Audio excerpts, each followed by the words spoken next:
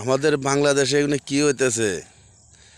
আমাদের বাংলাদেশে সরকার পরানোর পরে আজ কোনো দিন আমি শুনি নাই যে মাজার ভাঙ্গে। যারা মাজার ভাঙ্গে এরা কোন দল? আরে ভাই, যারা মাজারে যারা প্রতারক করে, যারা খারাপ, আইন আছে, বিচার হবে। মাজার তো খারাপ না রে ভাই।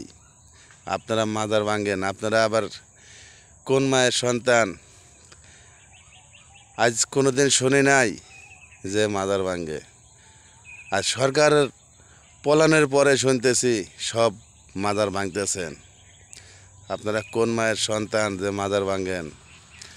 মাজারে যদি খারাপ কাম হয় তাদের ধরে তাদের আইনের আওতায় দেন, আইনে বিচার হবে।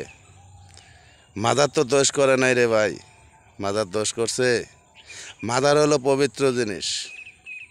মাজারে যারা খারাপ কাম করব তাদের বিচার হবে, তাদের বিচারে আওতায় নিয়ে এসে দেন।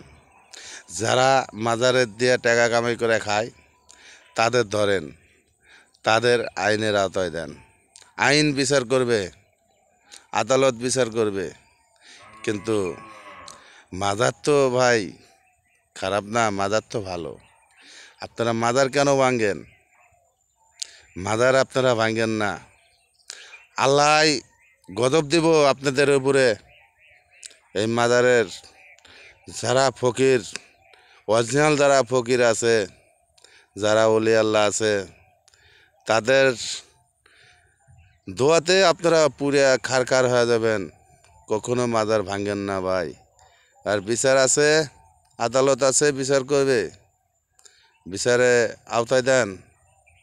যারা খারাপ কাজ করে, যারা মাজার দিয়ে টাকা কামাই করে খায়, তাদের বিচার আছে, বিচার করবেন। মাজার কখনো হাত দেবেন না, মাজার কখনো ভাঙবেন না।